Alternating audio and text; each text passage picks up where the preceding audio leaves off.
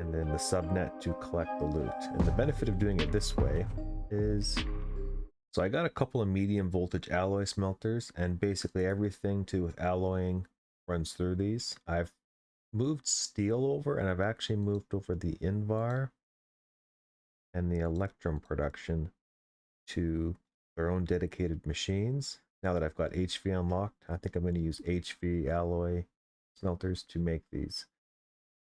And I guess I can repurpose a card too. You can always just throw stuff. So what I've been trying to do this playthrough in this world is use subnets more. So I got my polymer clay subnet, and this is my alloy smelter subnet. And of course the deep mob learning has its own subnet. Maybe a couple other ones exist. And what's cool about them is I've been setting them up so the storage bus is extract only. So they're basically just going to produce until their inventories get stuffed, and then they just stop. We have Invar ingot. Electrum ingot. I hope spelling is going to be right here. And then bronze ingot.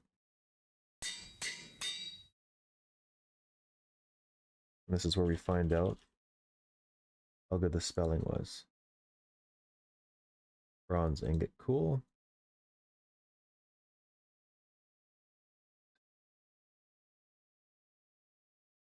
Cool. So this drive, boom, boom, boom. Gonna have my ingots, they're all partitioned. I leave the priority 0 because it doesn't matter. The subnet. Okay, I'm gonna try to say this again. So my main net's purple, and for this particular setup, instead of running purple through here, I've actually switched to blue because green's always going to want to connect to the default color. And I actually need to, for this system that I'm building, run both the main net and the subnet together, sometimes side by side. And instead of using a bunch of cable and anchors and weird stuff, I don't have the cables connect. I'm just going to use something other than the default Fluix cable. And by default, I actually kind of mean this guy too, because this will connect to this color and this color. Kind of a weird thing to say, right? If somebody's not familiar with how these colors work, but obviously green and blue didn't connect, but the default Fluix color bridges it. So these are all the same connection. I'm not even sure if that explanation is necessary because nobody's going to watch this video if they don't know how AE2 is already working. But I digress. Storage bus. So you got the storage bus on your main net side. I've switched it to extract only, so items are only going to get pulled out of this. And basically what a subnet is, it's a second inventory. So you know people will do like storage drawers is my example I always use on a storage bus, storage drawers. Instead of doing that, if you slap an interface on the back side, it's basically going to treat everything on this other network as a large chest. Really cool. Storage bus, interface, all of this is another network. But to run another network, you need power. So that's where you stick this quartz fiber in. It's like a gate. It only allows power through, and then this only allows data through. And by default, these cables, all of these cables, carry energy and data. It's just splitting data this way, and power this way.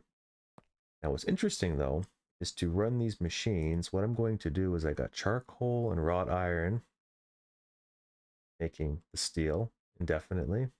And then we're going to have silver and gold making the electrum indefinitely. Now for Invar. I suppose Invar is going to be, I could spell, nickel. And if you hold shift and scroll up, this edition of modded AE2, you can actually do something like that. We need iron ingots. So because this particular interface is actually attached directly to my main net, it's easily able to grab all these resources that are in the deep mob learning subnet way over there. And because I stuck a crafting card in here, what's going to happen is if I actually run out of charcoal or wrought iron, I go over to my main net system here and I search for charcoal, there's actually a recipe to make this stuff. So because that crafting card's in there, it will actually request this to get made. And all it does is cook up the charcoal. And same with the wrought iron. We have a recipe for that. So yes, this crafting card will make stuff if it needs to, and these are just made for my deep mob learning fabricators, so those are fine. Yeah, this just delivers items from the main net and is going to populate these things. Now, because of some really congested cable management, the green side is the subnet, and it's ran carefully. I used this conduit so I could disconnect this facade because originally it was touching here. You can easily disconnect it. Instead of using a cable anchor, I decided to use this. Now, this piece is actually part of the subnet. So this network and this network are actually different networks. And I'm going to try to carry this theme further down, having the main net to deliver the initial resources and then the subnet to collect the loot. And the benefit of doing it this way is any kind of accidental configuration, I'm not going to flood my main system. Originally, I wasn't going to have level emitters. I was just going to partition a drive. So once a drive got full, like 32,000 steel got made, it would just be full and it wouldn't matter because you can actually filter it like this. But I decided I didn't want to dump all my resources into making 32,000 of something. So I've also added the level emitters. This is kind of a fail safe. And it's always good to extract on high. So because I have less than 10,000 electrum, emit when levels are below, it's going to extract when there's a high redstone signal. Kind of like a fail safe. Only extract if there's power. So we can set up the next one here. Got the limited item filter. We grab some nickel, shift and scroll, some iron ingot. Honestly, quicker probably just to carry the resources with you, but I wish there was a shortcut to put a stack in. Now I can grab my conduit probe, shift right click, and then right click to paste the properties.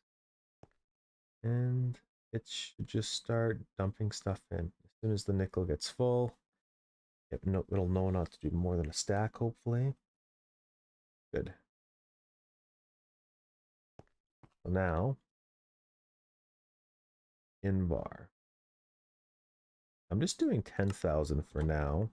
I'm going to call. If we go here to the subnet, boom, here's the resources. And if you're familiar with subnets, you should know that the main net's always going to be able to see these items. See this going up. Yeah. This stock actually doesn't match that stock because I'd already had some in my system.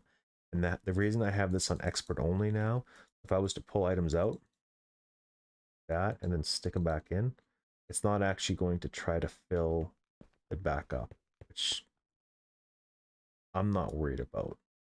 I prefer these systems to be export only. Maybe I'll change it. You know what, now that I have the level emitters and it's not going to try to plug a drive solid, maybe I will actually stick this on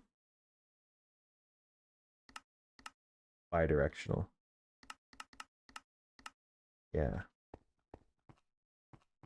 We go over to the first subnet I made. Every single one of these drives for the most part is full and it just runs till it's stuffed. And I did a lot of filtering back here with these interfaces. And then where I haven't added anything yet, I have these blocks in here just to plug it up.